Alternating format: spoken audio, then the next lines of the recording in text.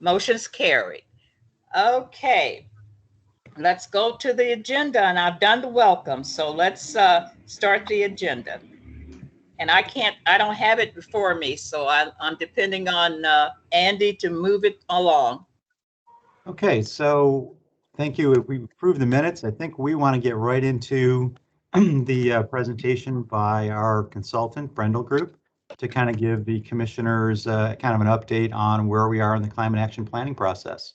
So Thank you. with that, I'd like to introduce our consultants. We've got Becca Stock and Judy Dorsey. I think you guys are on. So not sure who's going to take the lead now, but turn it over to Brendel. Perfect. Thanks, Brenda. Andy. Welcome. Yeah, well, we're so excited to be here and to get to meet all of you. And I'm enjoying the Kansas City hospitality. My family's from the area, and it's just very kind of heartening to hear all of you guys reconnecting. So we wanted to just spend some time introducing the project today and kind of getting some input from you guys on how you'd like to be engaged throughout the process as well. So Shelby's going to share her screen here. We can go ahead and skip over to the next screen, but do you want to keep people on mute unless you're talking, just to avoid background noise? And feel free to chime in or raise your hand throughout if you have questions. Thank you. And then for the folks that are not on the commission, if you want to put things in chat, feel free to do that as we go, and we will have public comment at the end. Here's the agenda for today. We've gotten through the first item and we're right on time. We're going to spend just a little time getting to know each other as we embark on this project together. And then we'll talk a little bit about how we're bringing equity front and center during this process. Go to do just a quick overview of the whole plan and the whole project.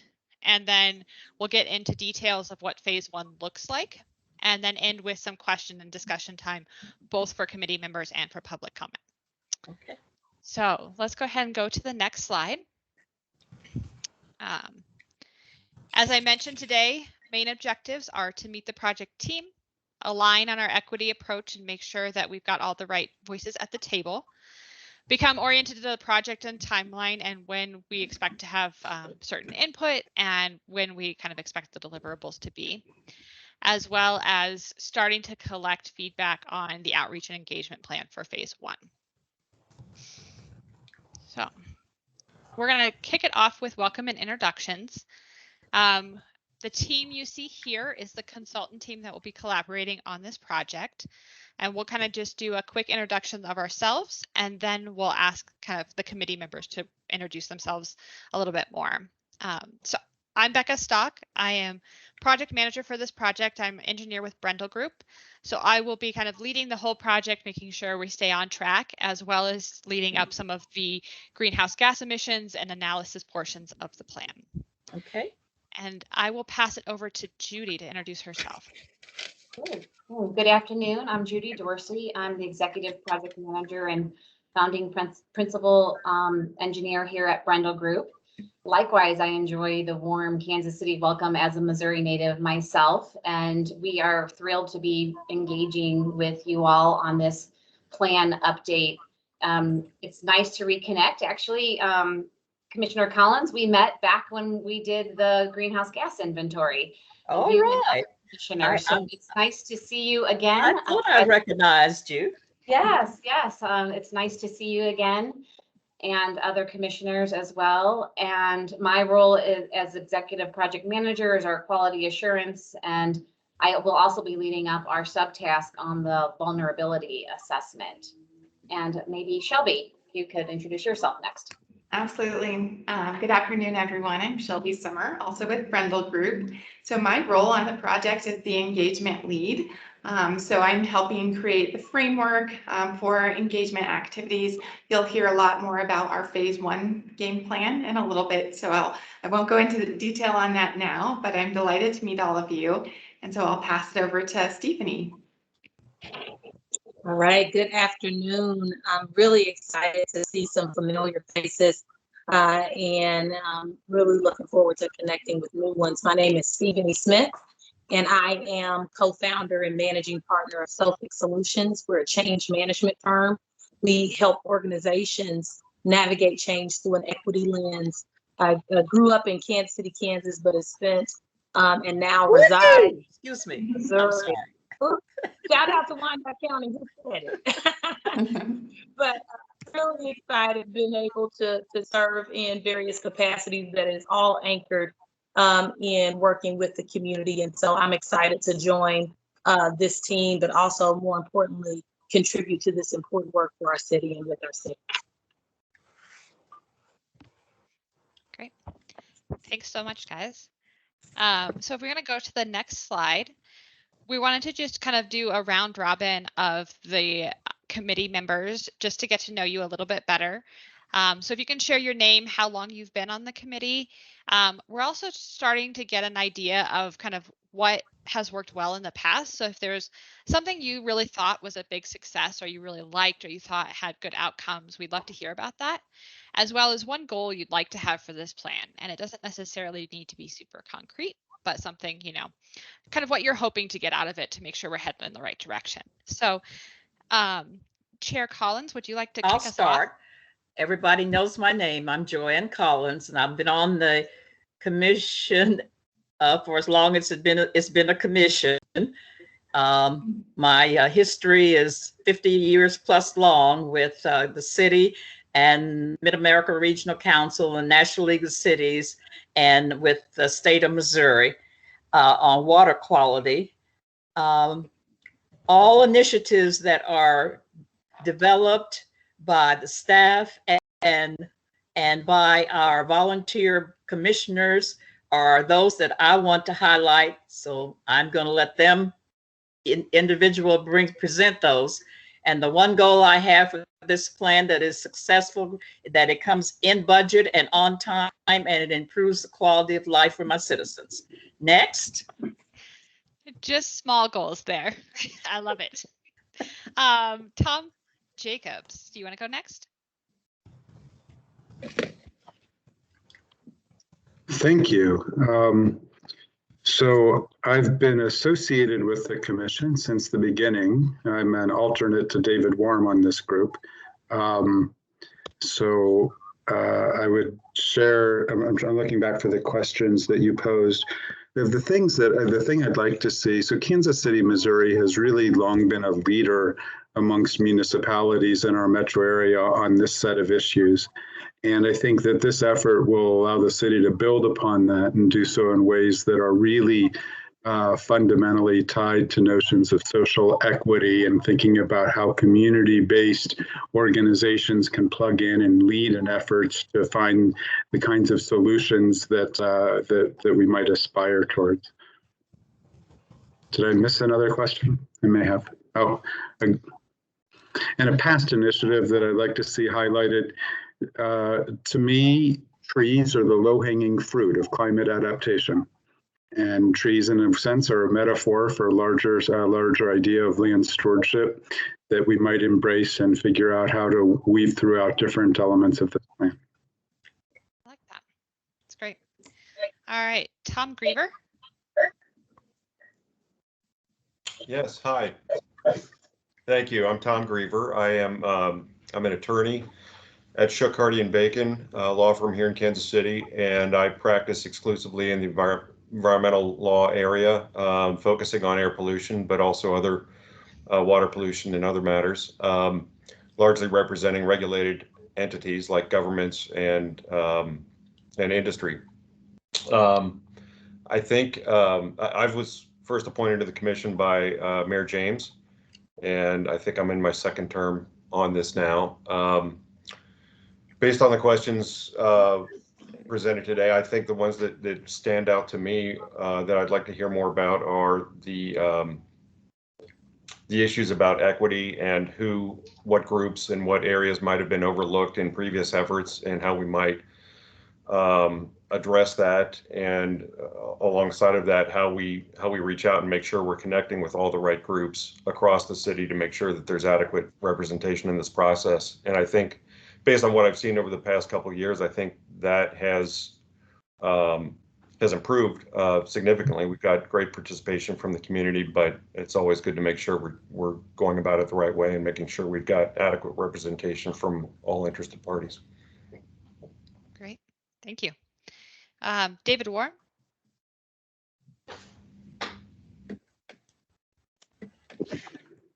Got it. I'm David Warm. I'm the Executive Director of the Mid-America Regional Council, and I'm proud to say I was appointed to this position many years ago when Joanne Collins was on our board and a member of the selection committee. We bring the region together to work on any number of issues, and we celebrate that every year on June, and this year it's on June 11th in our annual assembly. And I invite all of you to join. It will be virtual and free, and please register. And the reason I'm mentioning it is because two people on this call are being recognized for their regional leadership. One of them is Stephanie Smith and her husband Rodney are being recognized for their efforts to advance regional progress on diversity and equity and inclusion. And secondly, we're recognizing Climate Action KC, a consortium of local officials led by Mayor Kelly and Council Member Lindsay Constance. Mayor Kelly is on this call, and they've done a remarkable job in rallying leadership around action. And that would lead to sort of what I really hope we focus on in the Kansas City plan. As Tom said, Kansas City has been a leader nationally, but certainly the leader regionally in pushing forward on this agenda.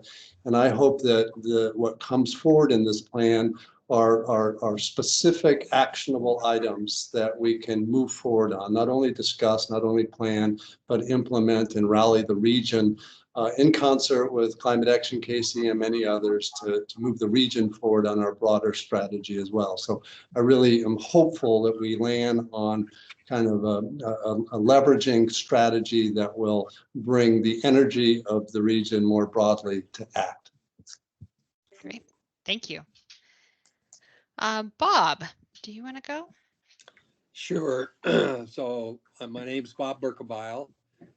I've been on this committee since we formed it. As I recall, Mayor Kay Barnes called on her way back from Seattle, having signed the Mayor's Climate Action Agreement. And at the time I was co-chairing the Environmental Management Commission, and she said, just wanted you to know, I've just signed the agreement. Now what do we do? And I think it was about that time that we decided that while EMC was doing great work, and certainly the Office of Environmental Management was, we thought we needed a special group to focus precisely on climate. And so this was born, and thank God Joanne was the chair, and the rest, as they say, is history. And I should mention that at the time we were we were kind of the bottom rung on the ladder nationally for at least climate performance, especially carbon. And from then until now, we're like number 10 if you look at carbon as a measurement. So it's a remarkable transition, thanks to the staff and others in city government and to our utility, and now most recently, thanks especially to Climate Action KC, who has stepped up as a group of community leaders from all of the governments within the greater Kansas City area to embrace this at a much larger scale. And that brings me to what my goal is for this plan, and that is the plan, while it's for Kansas City, Missouri per se, I'm hoping that there are clearly elements in this plan that will allow both the city and Climate Action KC to embrace a strategy that makes us a leader, not just in reducing carbon, but carbon sequestration in the Heartland region. So that's my goal for this new plan. And I think, to mention briefly a past initiative I'd like to see highlighted, Joanne and I just talked about this recently, frankly, and I'll say for the consultants and remind others on our group that in 1990, we planted a heart-shaped forest on airport property. And we were motivated to do that by a challenge given us by Leon Shenandoah, at the time the National Chief of Chiefs, the Iroquois chief, and Robert Mueller, at the time the Undersecretary General of the United States. And they told us that their observation was, having traveled all over the world, that we here possessed a unique heart spirit. And Leon said, this is the most critical asset on the planet today, and you need to do something to remind yourselves of this and this responsibility and opportunity, and to teach your children.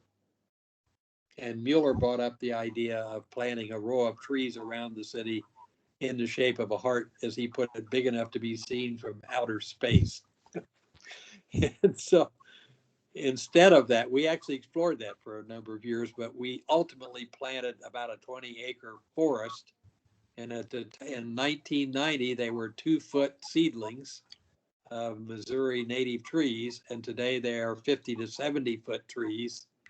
And it feels to us, and I think Joanne joins me on this, that the challenge they posed then in terms of expressing this unique heart spirit is more critical today than it was when they gave us the challenge. Yes. And so we're talking about finding a way to refresh the forest, to have, of course, this was before social media, to have a social media component that celebrates the best work in the regions, in neighborhoods, within organizations that are acting out this unique heart spirit, this regenerative, caring spirit.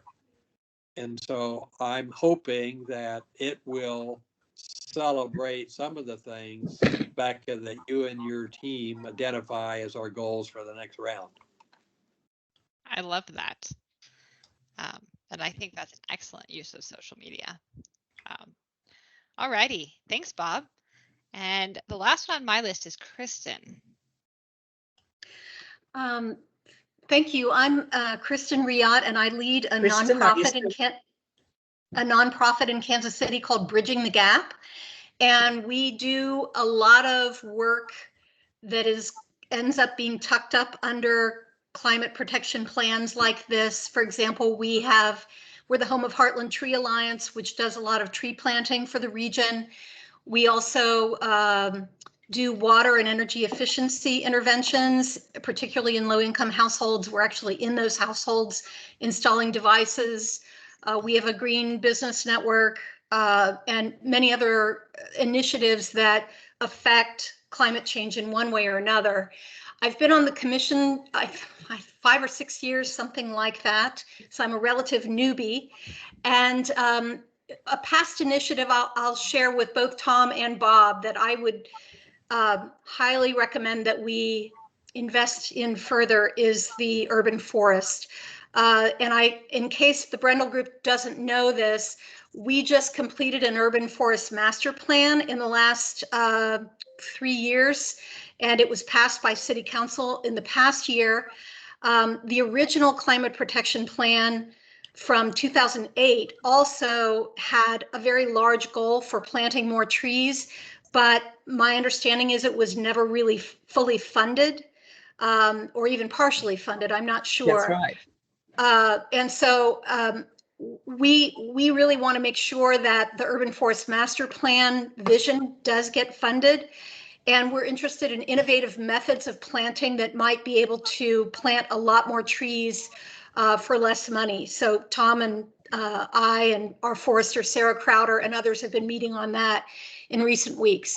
So trees, and more trees. And then in terms of our goals for the plan, I would really like to see, in terms of action orientation, I'd like to see an emphasis on energy efficiency, energy and water efficiency in buildings, because I believe that this is one way that we can address historic injustices. It happens that households of color tend to have 2 and 3 times and even more the utility bill burden that other households do. In Kansas City, Missouri, we have a lot of aging housing stock that's highly inefficient. There are a lot of resources that are available to help with that, but they're not always very well coordinated. Energy efficiency remains the cheapest way for us to reduce the burden of emissions production in the United States. And it's a greatly underutilized national resource and an opportunity to take a whack at inequities at the same time. Perfect. Thanks, Kristen. And I have to say, my background is in energy efficiency as well. So I love it when people like energy efficiency, because it sometimes gets the short end of the stick because it's not as cool. That is everyone I had on my list from introductions at the beginning. Is there anyone who's joined since then that hasn't gotten a chance to speak on the commission?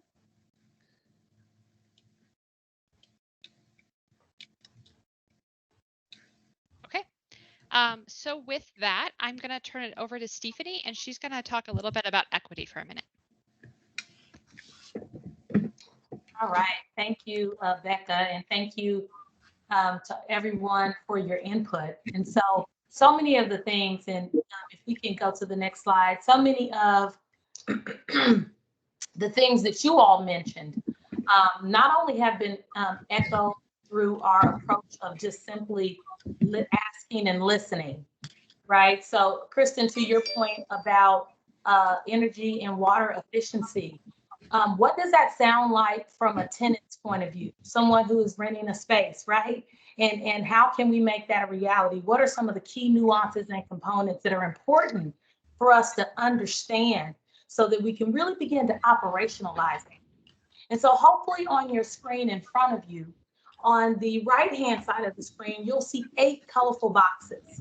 These colorful boxes hold the guiding principles of equity that we have adopted and brought into our work plan.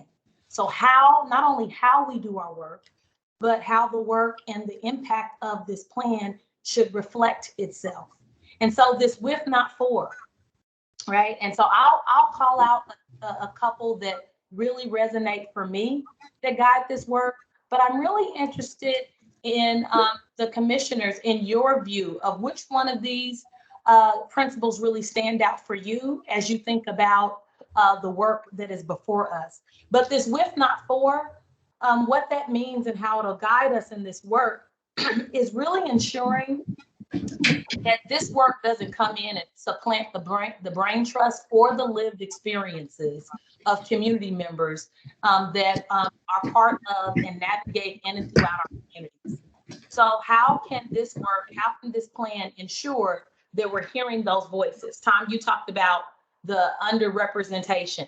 Who have been those historically overlooked voices for whatever reason, and how do we make sure we're hearing those? How are we making sure we're building into the component, the actual functionality of this plan? And then second, I really appreciate this getting proximate to the problem. They're realizing people alone are not the problem, right? And so often when we engage in anything that requires our solution orientation, we can easily just move to behavioral responses or think that things are just pathological because of the people. But in this case, we want to make sure that we are adequately examining our systems so that we can identify the relationship between people and systems. And so that'll require us to get proximate. And Brian Stevenson talks about anything worth understanding is worth getting close to. So how are we getting proximate in this plan? How are we understanding what is happening? And how we can engage our community members as function matter expertise to be able to help alleviate some of these problems that are happening in and throughout our community. So I want to pause because I would love to hear from our commissioners to kind of get an idea of which of these principles, if any, really stand out for you and you think would be important throughout this process and beyond. So whoever would like to respond, feel free. Well, I'll open it. I think work with, not for, is the one we have been tripping over in this city and as a culture for a long time. And I think that Climate Action KC has been working diligently with that issue.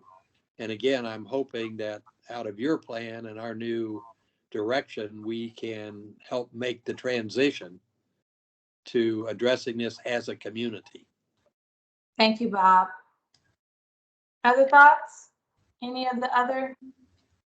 Well, mine would be willing to be uncomfortable, because I delight in introducing individuals who don't think they are involved or sometimes even don't know they're not involved in the decision making, particularly when it comes to environmental issues. My prayer for solar has always been that we would have a portion of our city, particularly the communities of color, to be involved in some private public partnership to have a pilot program in that area. And I still have that desire. And I always understand that when I call on the for public comment and call for individuals, that I still have some individuals that get uncomfortable because I've called on individuals who they know may disagree, may not know enough, but just know that they are being impacted negatively. And so that's an area which I love to thrive. Yes, I love that, Miss Collins. And hey, how are you doing? So good to hear. I'm doing very well. You look well. Bob Bercobile's taking good care of me. I love it. Teamwork makes the dream work.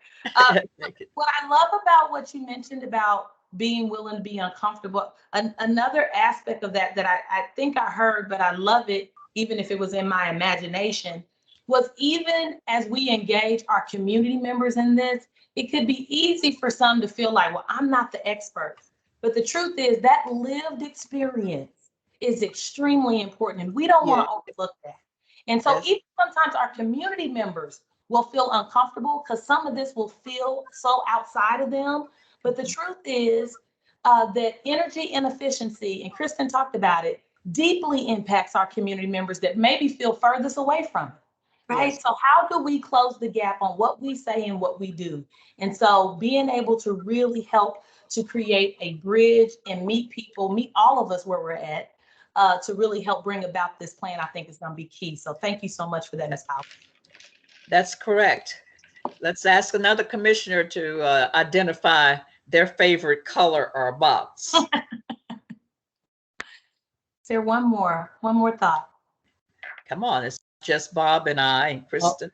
I'll jump in. I'm going to focus just for a moment on maintaining hope in the face of brutal facts. Excuse me.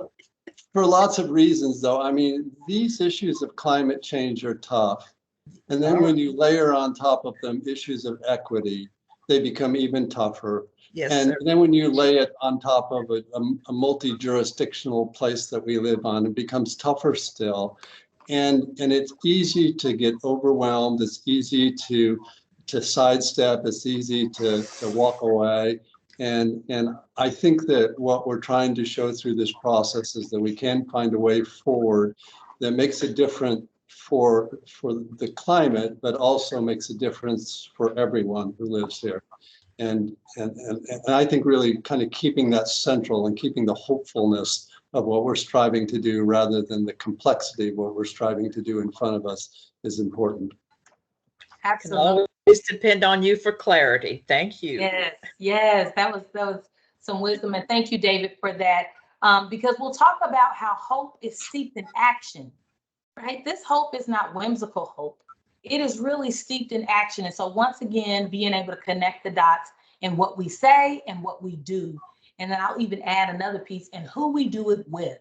And so that is the intention of this work as we think about and commit ourselves to equity.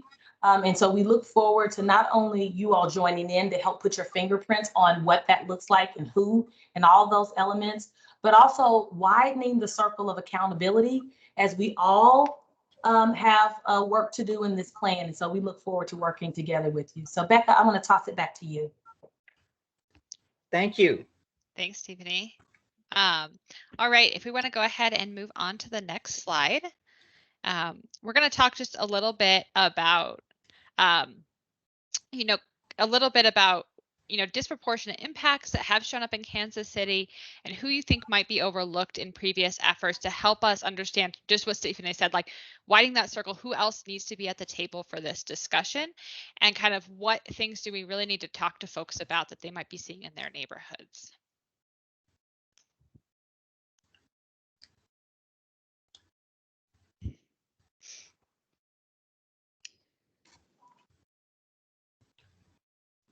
And if you want to think about it and come back to it, we can kind of let this simmer and you guys can give us impact put later as well.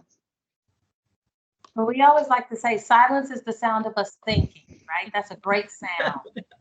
And so as you think about this, though, we do want to make sure we're capturing your perspective on how and where does it show up and who has been overlooked. I think Kristen's trying to say something. Thank you, David. I was just going to say that when we look at, for example, the question of our tree canopy in Greater Kansas City, we found through the work that we did with Davey Group for the Urban Forest Master Plan that unlike many cities, we actually have an appropriate number of trees distributed fairly evenly across the city. However, the condition of the trees in our challenged communities, our communities of concern, is less. The quality of the tree canopy is less, and there are very substantial maintenance issues, especially on the east side of Kansas City. So that would be one example. And then I would also say that the condition of our housing and the age of our housing stock and the level of deterioration that has taken place in some cases is absolutely aligned with inequity. And it exacerbates the problem of efficiency. Thank you, Kristen. Thank you. Yeah, I would just elaborate on that. I think that the most tangible impacts of climate change so far have been shifts in the weather and severe weather. And that's on both ends of that extreme. And people of low income or in inadequate housing or inefficient housing are going to bear a disproportionate price. And when you say weather, are you talking about kind of more extreme heat events, or are you talking Both. Flooding, or okay? Just shifts. I mean, when it's extremely cold, extremely hot, lower income and less effectively housed people are going to bear a disproportionate cost. Absolutely. And I would add to David's comment. I think that most of the scientists forecast. I mentioned earlier that we're roughly the 10th best performing city in America for carbon, but we're the 5th most at risk to climate change. And the reason is, as I understand it, is extreme heat and drought.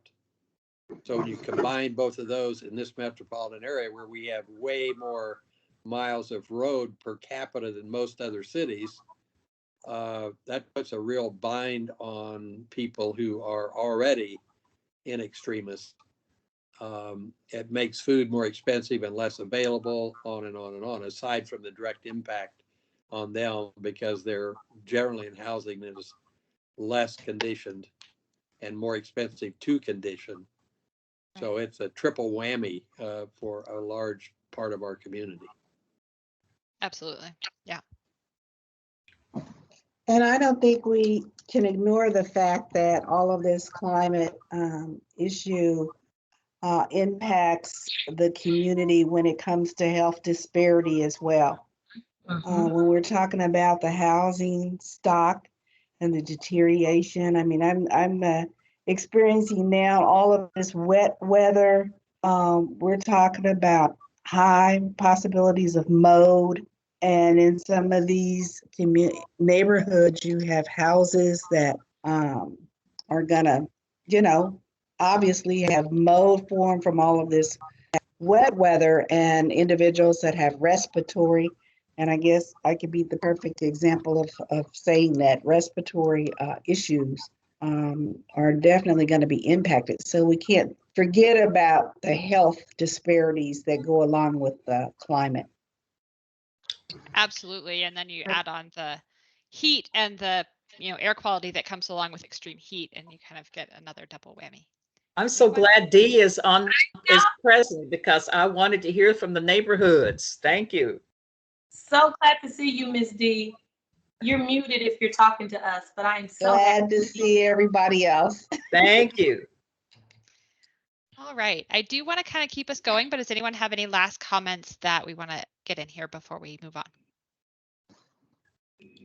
Becca, I just wanted to note that in the chat, we are seeing some comments in there as well related to toxic exposure to lead and mold, comments about the transportation system and emissions from highway traffic, and possibilities around electric vehicles and bicyclists and pedestrians. So just acknowledging that we're seeing that in the chat. Excellent. Thank you, Shelby. All right. So actually, I'm going to turn it over to Shelby next to talk about the engagement. Oh, no, it's Judy. I'm sorry. Judy, you're up. Yeah, I am. We're a couple minutes behind, so I'm going to go pretty quickly through the project overview and just share 2 slides. By way of reference, both of these slides are content that we're in the process of building into an outreach toolkit for partners. So part of that getting proximate that Stephanie talked about is really engaging with our partners that are proximate to these groups that we were just discussing that have heretofore maybe been involved in climate action planning so far. So we welcome your feedback, and you'll hear more about that from Shelby. But wanted to say a couple of things, that this is an update to a plan, right? An existing plan that covers both mitigation, greenhouse gas emissions reduction, and adaptation, acknowledging Bob's point that you are high performers on the mitigation side and one of the most vulnerable from the climate risk management side. I wanted to also reflect back what I'm hearing from you so far in these introductions. And from a position of leadership, I think I'd be remiss to not mention Dennis Murphy. And I just wanted to say he was our project manager when we worked with you on the past on your mitigation efforts. And I just want you all to know that the rest of the country knows that Kansas City is a leader, and his legacy is well understood. With his passing, there was a large wave through our sustainability community.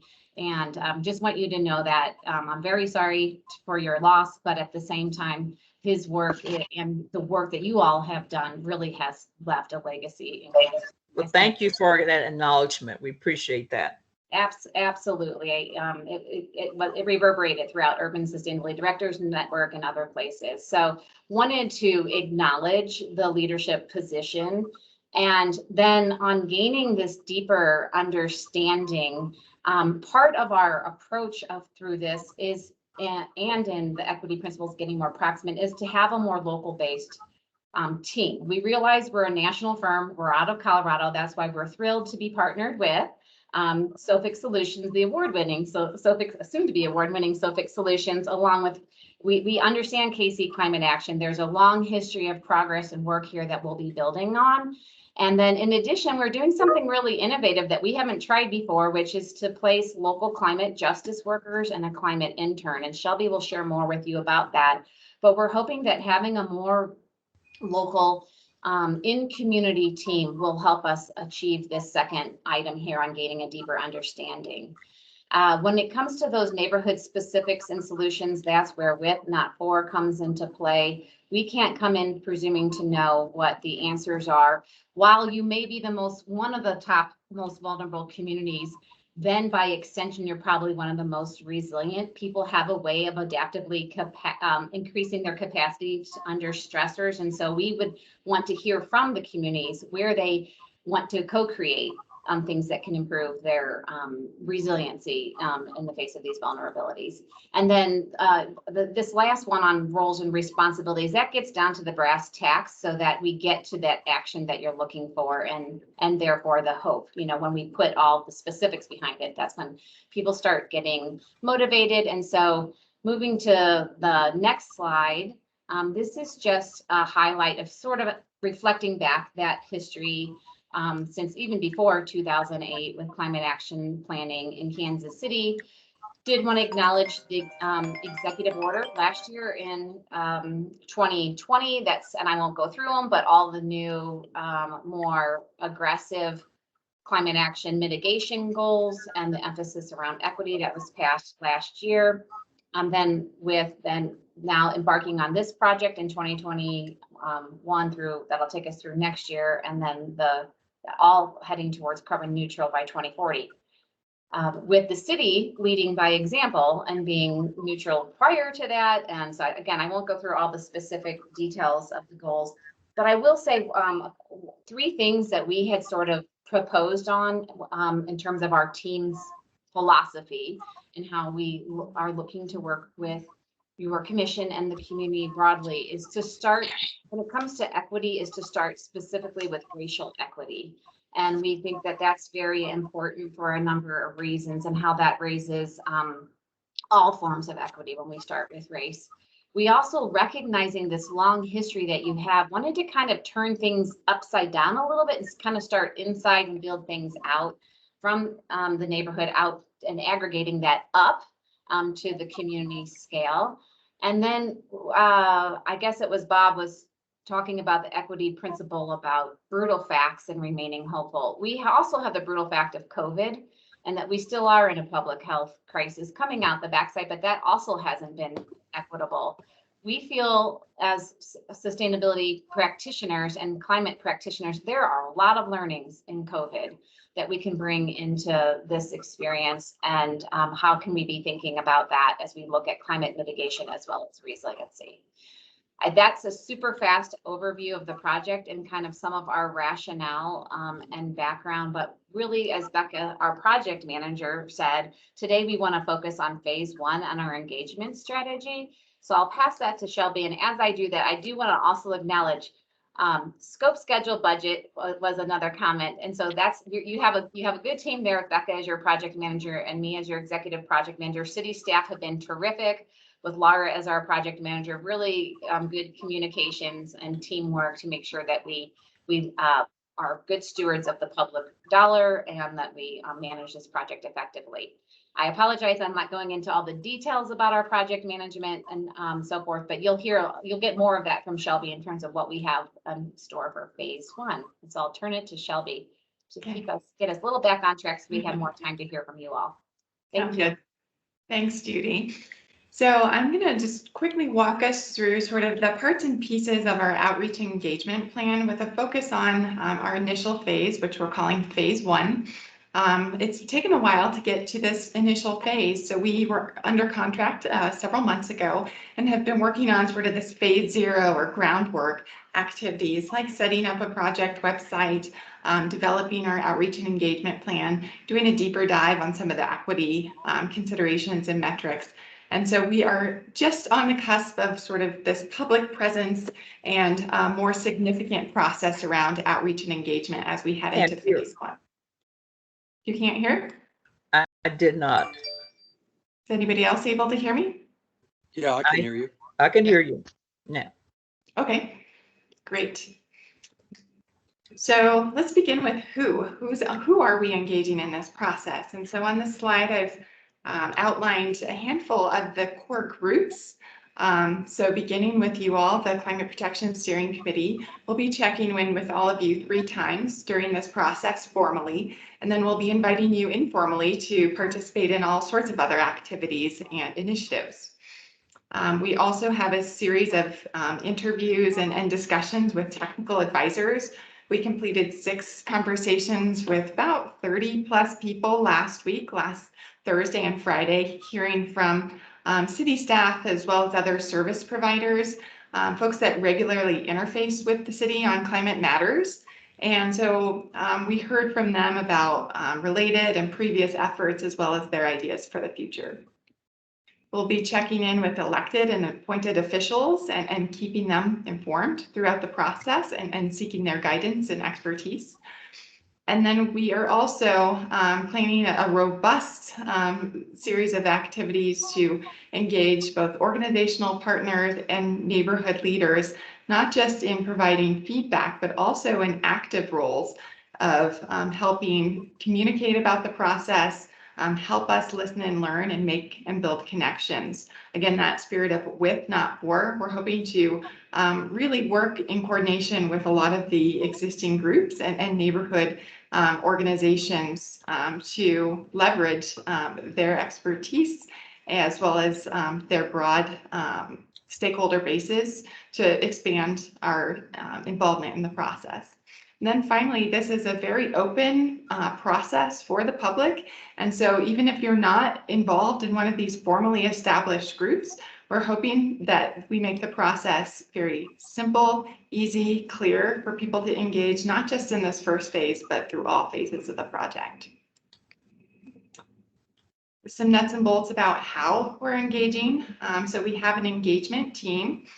This is our city staff and consulting team. And so this core team is focused on developing and then implementing our outreach and engagement plan. As I mentioned earlier, we conducted a series of technical stakeholder discussions or interviews last week. We're in the process of building an outreach toolkit. This will include speaking points, PowerPoint slides, social media posts, website content, so that any organizational partner or community group can really tap into the process, be able to share kind of what's going on, and have a clear, easy way to participate either directly or encourage their constituents to participate in the process. We're also setting up an engagement platform built on the KC Spirit Playbook website. So that's the comprehensive plan that's being updated right now. We're going to have a sub page and then sub-site built into that engagement platform. We'll ask questions via surveys, dialogue boxes, videos, interactive features. So that's coming soon. And then we're also going to be providing periodic updates to you all, City Council, and other key bodies.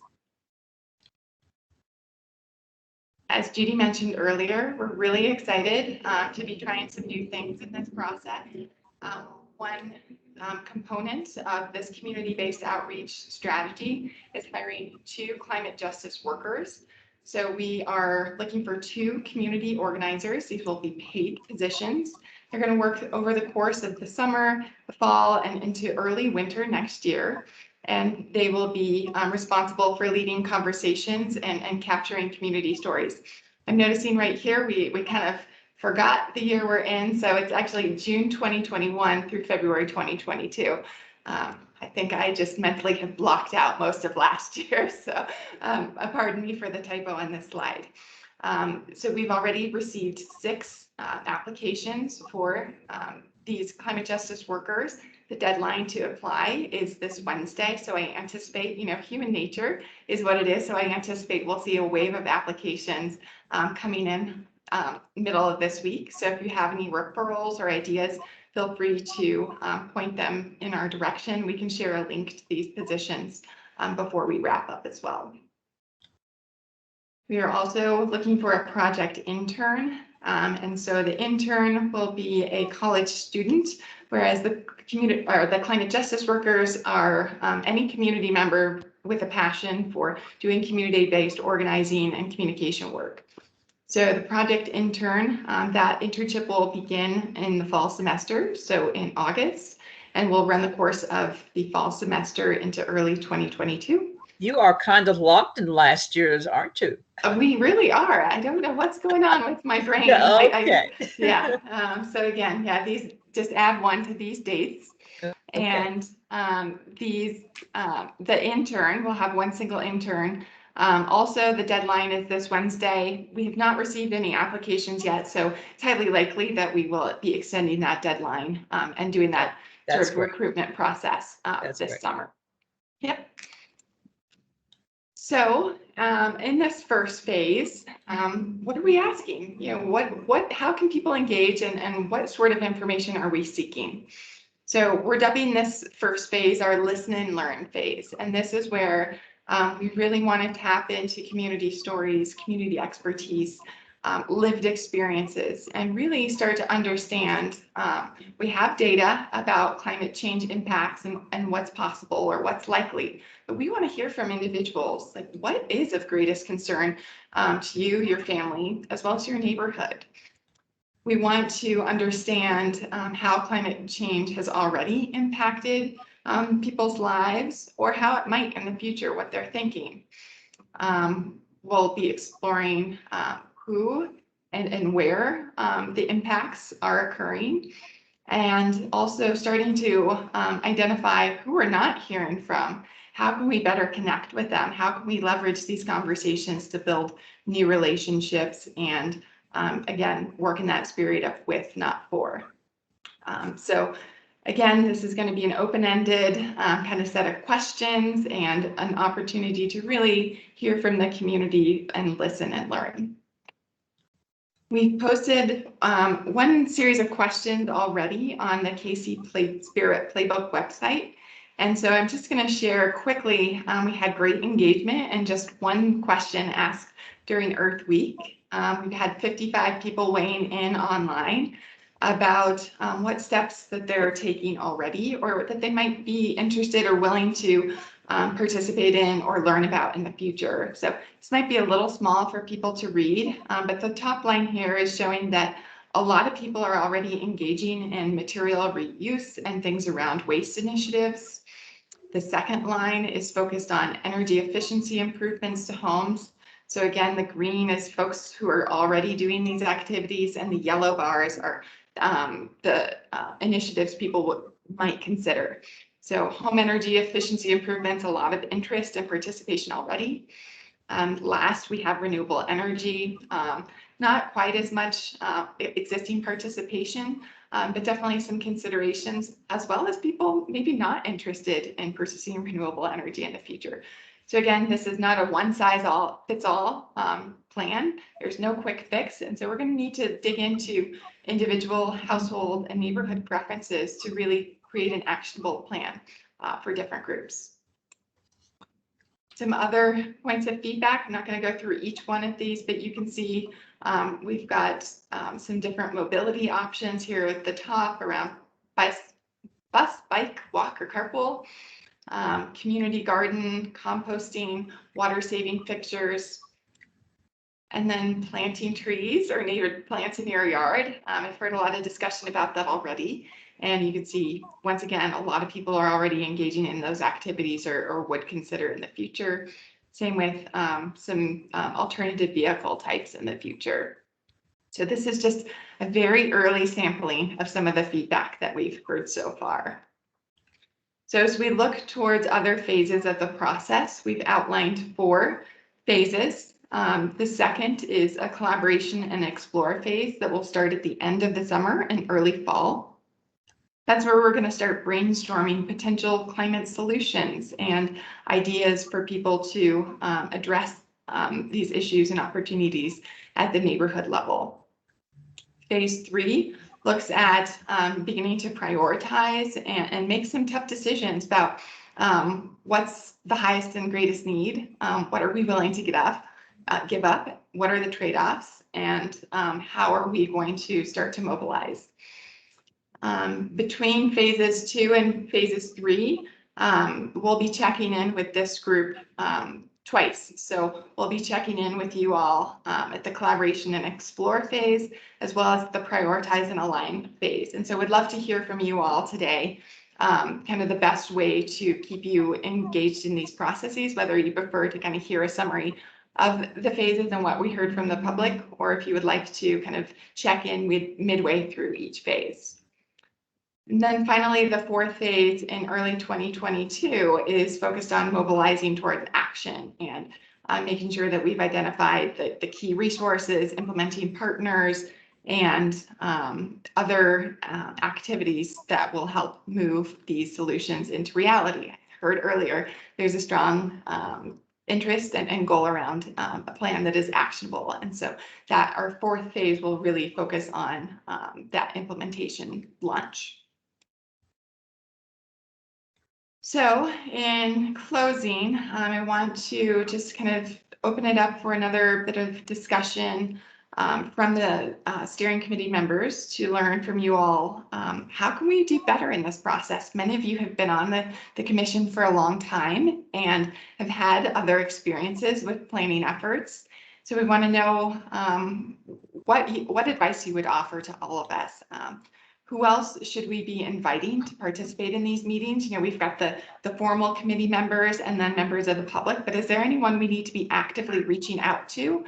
And then any other ideas that you might have to really elevate equity into this process and blend that with climate action. So I'll pause, open it up for any questions on the phase 1 activities or any of the questions you see here on this slide. How can I get a copy of the presentation made today? I can send it to you, Joanne. Can you send it to me hard copy? Or I'll pick it up. I'll pick it up. Okay. What's that? I can pick it up if you tell me where it is. Do you want to come by the office? Yes, I will do that. Okay. When do you want me to have it ready by? Oh, next week's fine. Okay, I'll print out a copy and have it ready for you. Okay, that's fine. Thank you. Thank you. Shelby, I was thinking about neighborhood engagement and how to do that. I'd probably also recommend that UMKC Center for Neighborhoods that has 80 neighborhood cohort group, as well as the Urban Neighborhood Initiative that has a large neighborhood partnership. I know that that cohort group with UMKC Center for Neighborhoods is really engaged. So it would be great to get them involved. Yes, it would be. Yeah, and we have been in contact with the Center for Neighborhoods and plan to include them both in this kind of outreach partner, as well as actively seeking their feedback throughout the process. Great.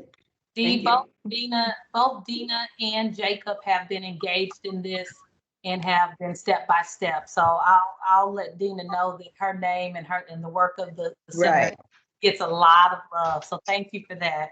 Yes.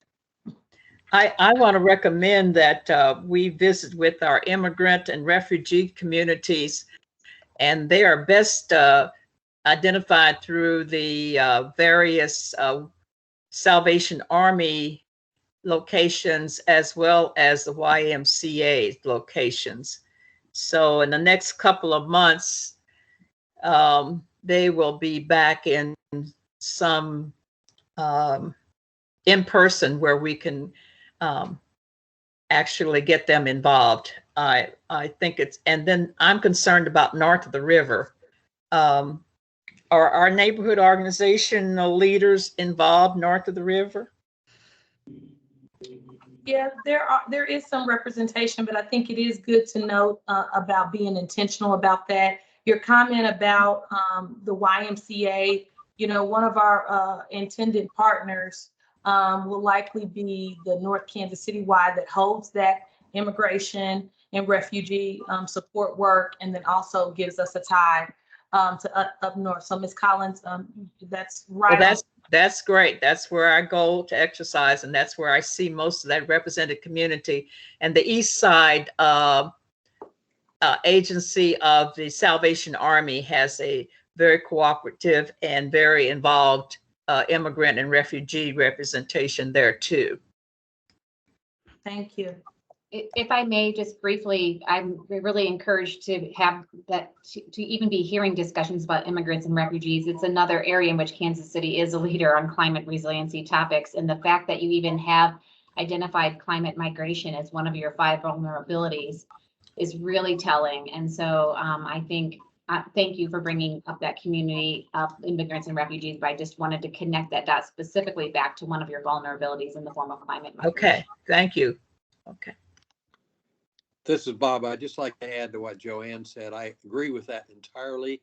And I would suggest that you also talk to the leadership in the Likens neighborhood that I would argue is the most diverse neighborhood in the city.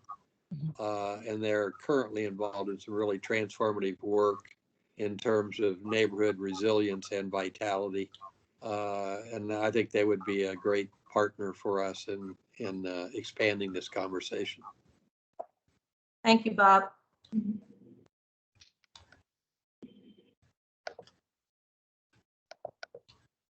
Any other thoughts, questions, or recommendations as it relates to who to engage, how to engage, or what we're up to?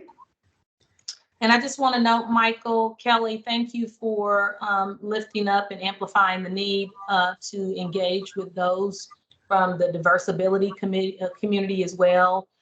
So whole person ability KC, and then also one of the newest academies that is coming out and really working with those with diverse abilities as well is also part of the list. So thank you for that lift.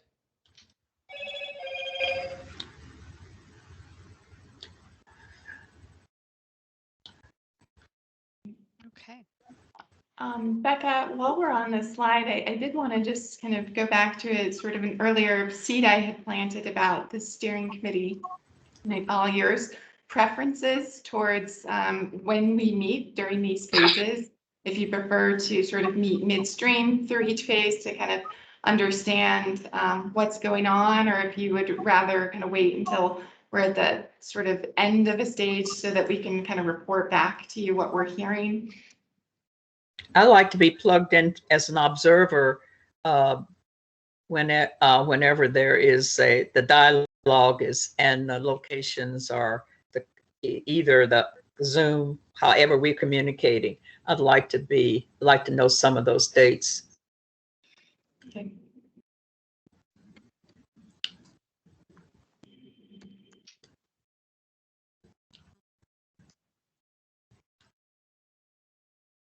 What are we asking? The question is really just how do we best engage with this group in the process? If you would prefer to be reviewing material sort of at the end of each engagement phase, or if you would prefer sort of midstream to kind of hear what's happening. Hell, we've got some pretty sophisticated neighborhood organizations in Kansas City, Missouri, and they love a survey. So. Okay. And I would vote for midstream to answer your question. Okay, thank you. That's what I was inferring, that you kind of like to know what's going on and be invited to various meetings and at least know that they're happening. So we'll develop the rest of the schedule for our check-ins to sort of check in with you all sort of as we're in the middle of each of these phases. And all of our environmental organizations that continue to have input and monitor us, are they involved? Sierra, et cetera? Yeah, and I'm actually seeing quite a fair number of community members and organizations on today's meeting. So perhaps in the public comment period, in the final 15 minutes, we can get a sense of who's here, maybe who's not. I hope so. They're usually with us. I expect them to be here today. Madam Chairman, I just want to, this is David Bourne, I just wanted to tag a little bit onto Shelby's question to this group about how we engage. For me, it's not exactly whether it's middle or late. To me, it's that you bring important questions before this group and that you use this group to help shape the plan, to help build constituencies around the plan, to help be ambassadors for the plan. So I would just really encourage you to use this group, at least from my perspective, not simply as a box to be checked or as something you run things by to get approval, but you really engage with us to help bring some leadership to the tough questions that you're going to be isolating in the plan. That's very helpful and sort of fitting with the name of the steering committee to really help sort of steer the process when we have sort of a juncture in the road and need some strategic direction and guidance from you all. So. Terrific. So I don't have any more formal slides with questions, but we do have a few more minutes for additional discussion from this group before we shift to public comment at quarter after. When did the last, when did the mayor and city council get an update? I don't believe they have yet, but Laura and Andy may be able to provide a timeline of when they're thinking. And are we communicating with all our department heads, such as Park and Recreation and Public Works, et cetera? Yeah, this is Andy. Yeah, we've started with the internal staff. The directors have been updated. We do a monthly directors meeting with the city manager and the directors. So I gave a quick presentation on this. That is probably the next step going forward here in the next couple of weeks is council. We've got some council members we've invited to some of the stakeholder meetings. but Okay. probably a broader conversation to a business session will probably be coming before too long. Okay. Shelby, this is Kristen. I would like to raise as a potential opportunity for us alignment between the philanthropic community in Kansas City and the work of this plan. Kansas City actually is one of the most generous cities in America. I think it might even be #1 in terms of philanthropic giving per capita, but that has never been particularly aligned with environmental issues. And I think with kind of greater public awareness of what's at stake now, it might be time to revisit that community to get that alignment with what we're trying to accomplish here. Excellent suggestion. Yes. I really love that. Thank you, Kristen. I also want to acknowledge that Mary Kay Magenti has her hand up. Mary Kay, do you have a thought to share? Yes, hi. Thank you all so much. The presentation was fantastic. I did want to speak as an organizer for Mothers Out Front Kansas City. Just 2 points, and I'll put them in the chat as well. As far as the Climate Protection Steering Committee, we would like to see more community representation. We understand that some of the members have reached the end of their term, plus there are some vacancies available. So we think moms should have a voice on the committee, as well as communities that have traditionally borne the brunt of pollution and will suffer the most from the impacts of climate change. We know that there are some applicants waiting for consideration who care about Kansas City and should have a chance to serve. As far as the Climate Action and Resiliency Plan, we want to see Kansas City have carbon-free electricity by 2030. This means we want all coal plants shut down by 2030, not net zero by 2050. We want real emissions reductions, not buying carbon offsets. And lastly, we would like to see an equitable transition that allows our communities to benefit from the transition to clean energy. For example, rooftop solar that is accessible and affordable to all. Thank you. Thank you, Mary Kay. Glad to hear you and your input. Thank you. Also want to acknowledge, thank you, Dee. We have the KC Chamber of Commerce as well. Thank you so much. So I'm going to stop sharing my screen, and we are at the time in the agenda where we discussed having some open forum for public comments. Yes. Before we transition to that, just want to plant the seed with the steering committee members to be thinking about how you want to be navigating this public comment process in future meetings. If you were devoting adequate time, where you would like that in the agenda. Don't necessarily need to answer those questions today, but would like your feedback as we plan our next. Well, we'd like to have enough time that we can address those that are interested in participating, and hopefully there are those who are going to speak up today. Great.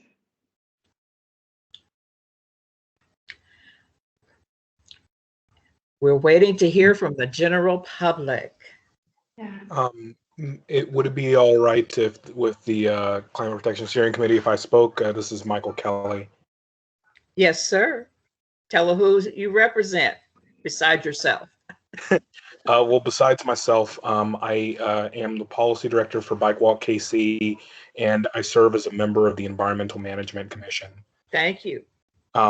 Thank you all for having me and allowing me just a few minutes to speak really quickly with you all. I'd just like to take this opportunity to urge the Climate Protection Steering Committee to use the development of the Climate Protection Plan to further support efforts to improve the built environment and push the city to do more to support active transportation on our streets, including walking, biking, accessibility, and transit. From an equity standpoint, specifically, investing in multimodal transportation is a necessity. Data shows that Black and Native Americans, as well as low-income earners, are overrepresented in the number of traffic fatalities of pedestrians and cyclists on our streets, an increasing share of the overall number of traffic deaths and fatalities we see as a nation. The climate protection plan should therefore be explicit in calling for green solutions which help to equitably and rapidly lower our transportation emissions. This should include, but not be limited to, increasing sidewalk investments and other multimodal improvements, especially in neighborhoods east of Troost, calling for the adoption of the update to the Bike KC Master Plan, working to fully staff all environment-related boards and commissions, including the Climate Protection Steering Committee, and supporting efforts to expand and increase the frequency of transit options throughout the city. Thank you again for the opportunity to share my thoughts. Thank you. I want to encourage anyone that has some recommendations for the commission's vacancies and new appointees to submit those to Andy. Submit all applications to Andy, as well as to your city council members and the mayor. We'd like to encourage that process along. Thank you. Anyone else? Looks like I've got a couple hands up here. I'm not sure who went up first. So David, you're top on my list. Hi, my name's David Haken. Can you hear me okay? No, it's a whisper. I'll get closer. My name's David Haken. Is that better? Yes, better. All right. And I'm educational director for the Kansas City Drawdown Society. And I've spent the last few years really helping get the word out on climate solutions. And I retired from teaching second grade in Kansas City, Missouri schools after 28 years. So I have time on my hands and have been doing some smaller climate actions, and just wanted to really find a way to support this group in the efforts however I can.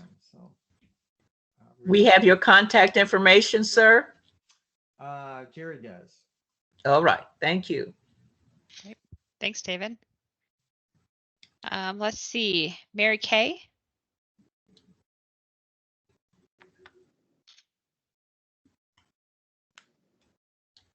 Hi, thank you. I had the opportunity to speak already, and I put my comments in the chat for everyone.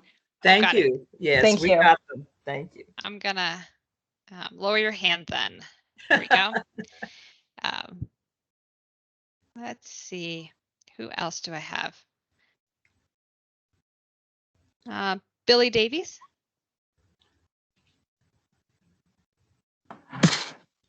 Good afternoon. Thank you so much, Becca. Can you all hear me okay? Yes, sir. Wonderful. So first one, thanks Suffolk Solutions and the Brendel Group for the presentation today. And again, just reiterate, thanks. I know they've been getting a lot of praise lately, well deserved for all the hard work that OAQ is doing to put this together. Looking forward to engaging. However, now, as Michael did, we look forward to engaging in the public comment period at a later time, but for now, we'll hold off on commenting on that directly. I realized I forgot to introduce myself. So I'm Billy Davies, Kansas City in the 4th District, and I also serve as a conservation program coordinator for the Sierra Club Missouri chapter, based in Kansas City. And so, just as Michael noted, would also like to encourage the committee to use this engagement opportunity, this planning process, to be forward-thinking, to reshape and encourage the reshaping of how we look at environmental energy justice issues, climate action issues in Kansas City, and how we shape our structures to ensure that we are centering the needs and the voices of our residents, particularly those most vulnerable and those most impacted by historic inequities and climate inaction.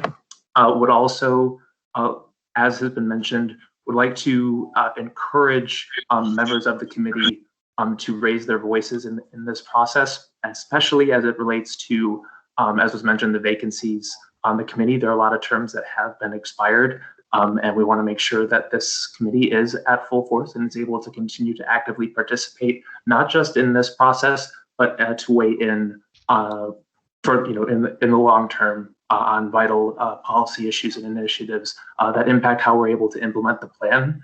So I don't know if that could be something that the committee could consider, writing a letter to Mayor Lucas or just continue to raise the matter so that we're making sure that this committee is fully supported and is able to meet regularly and engage to continue weighing in and helping to guide these processes. Would also, just as has been mentioned in the chat, I think earlier in this conversation, as the committee continues to engage in this process, that will shape how we deal with environmental and energy issues in the future, to make sure that it encourages it to weigh in on the issues we're facing now, particularly as it relates to the built environment. Just a reminder, the city is still considering showing leadership by adopting the newest version of the International Energy Code, the 2021. And I think your voices would be very important in that process. And it is an opportunity that the city has to move forward as it is considering planning the next steps. I know there are other folks who could probably speak to that. So in just conclusion, I want to thank you all again for your time and appreciate all the work that you are doing, and look forward to seeing it continue. Thank you for your time. Thank you very much, and we certainly welcome. I know that there's a demographic of younger enthusiast individuals who care about climate in Kansas City, Missouri, who should be recommending themselves, and others should be recommending some individuals that fit the younger. I also want to remind the staff that the COVID money is intriguing because I realize that we are eligible. Speaking to the Brandy group particularly, eligible, and we have so many sources of COVID. As you know, we have city funds, but we also have county funds, and we have 4 of those counties. We have state funds, and then we have our congressional funds that we can apply for. So wherever you see it appropriate to fit it in, please let me know so I can follow up. I do a significant amount of lobbying in Jefferson City and in Washington, D.C. So if there's any COVID funds that are here already, or in any of those entities that I spoke of, or if we can just get them on our own, I encourage you to go for it. Thank you, Joanne. Any other public individuals would like to comment today? I don't see any more hands, but I'll give everyone just another minute or so. Okay.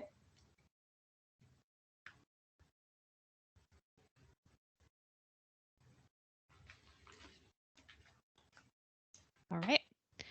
Well, I just wanted to quickly say thank you. Oh, I see a last minute hand. Kevin, right in under the bar. Thank you. I just wanted to, I'm with the Sierra Club as well. I'm the local group chair here in Kansas City in Northwest Missouri, as well as the chair of the state board for the Missouri chapter. And I just wanted to encourage as much publicity and marketing and outreach like to the entire community. I see that we have I see there are plans for very direct calls to response from specific communities and neighborhoods, but like I'm just wondering if there's a vision here for really advertising this, getting it on social media, getting people to respond to surveys and so on, just kind of like there is with current with like city planning that's already happening that's underway right now with the Spirit Playbook, for example. Something like that is strictly pointed at climate action and climate justice, making sure the city is aware, every citizen is aware. Yes, thank you very much. Appreciate that. Thank you for injecting it. Yes, absolutely. That's a great point. We are coordinating with the Spirit Playbook outreach to make sure that we're kind of leveraging any impact that is appropriate and not asking the same people the same questions, but also doing that broader outreach through the website and things like that, in addition to those kind of more targeted social media outreach through our community partners. So that's absolutely intended. And if there's other ways you think we can kind of get that social media content out, we'd be happy to talk to you. All right. Anyone else want to slide in the last second? Well, if we don't have anyone else who would like to make comments at our meeting today, I want to thank the Brindy Group. You've just done an excellent job of giving us a jump start on in a time when there's not, in the last few months, haven't been too many. I haven't seen too many jump starts, and I'm a member of about 40 organizations and serve on about 20 boards. So it's just delightful to have this kind of progress. And I want to thank the mayor and the council and our environmental department for its leadership here. And I certainly want to thank the few volunteer commissioners that are hanging here until further notice. We all are serving until we replaced, and we'll pray that there will be some announcements soon. Andy, where are you? I am right here. All right, what you got to say? Well, I would kind of ditto what you said. I appreciate all the work the Climate Protection Steering Committee has done for us here and the support. Staff has been very actively working on this for the past several months. So I apologize for the delay on this particular meeting, but we had a lot of administrative hurdles to get through first.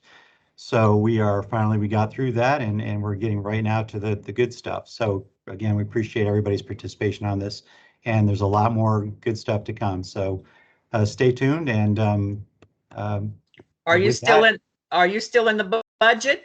You're in the new budget? We did make it into the new budget. We're short a couple of staff members, but working on getting at least one of those filled. And otherwise, and you brought up COVID money. The city is receiving some COVID money over the next 2 years, and the city council and the city manager are still deliberating on how that money is to be used. So trying to backfill some of the cuts that were made earlier on as part of the budget decision process. So I think overall OEQ, we came out okay. So we've got some additional funding for climate activities to help keep this plan going and filling in some of the gaps that we might have had, but I think we're okay. We know that our director of the department, our public health department, is retiring on us, and we're going to, but this is a public health issue and we must view it as that, because I'm so old fashioned. I still worry about lead poisoning in some of my older homes, and we still are dealing with that. And those are the kinds of areas in which sometimes I think there's some slippage. But when we get that department re-identified, I will be visiting with the city manager about including that in a part of, and making us a part of the public health issues that we report on. I think that's a good way to continue our reporting. We did COVID fine.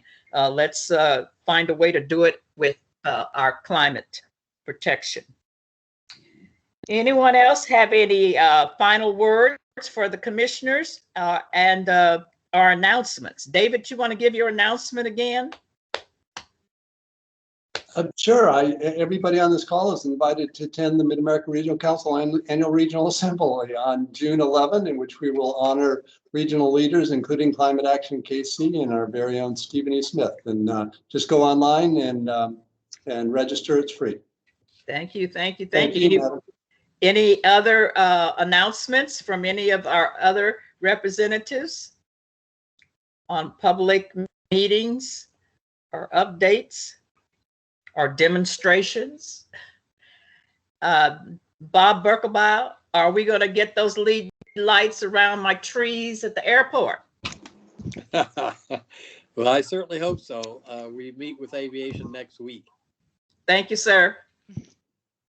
Okay, Andy, I think if you have nothing else, you want to give us a next meeting date, and will it be in person?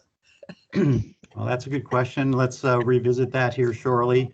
Becca, do you foresee a timeline in terms of possible next meeting? As Shelby said, we'll plan on kind of getting you guys engaged in the middle of phase 2. So I'd say a couple months out, but we'll firm up a timeline based on what you guys told us today and get back to you on okay dates. She froze on me, so she said a couple of months. Is that right? Okay. But any of these commissioners are available to you any day and half the night. I only sleep 4 hours. Okay, we appreciate it. All right. If there's no further business, we will adjourn our meeting, And thank you everyone for participating today. This has been a wonderful, wonderful announcements, and Brenda Group is going to deliver on the results that we all want to have, because we're number 10 and we want to be number 5 next year. Thank you, Madam Chair. Bye-bye. All right, thank you. Bye. Oh, Dee, you're looking good. Okay, bye-bye.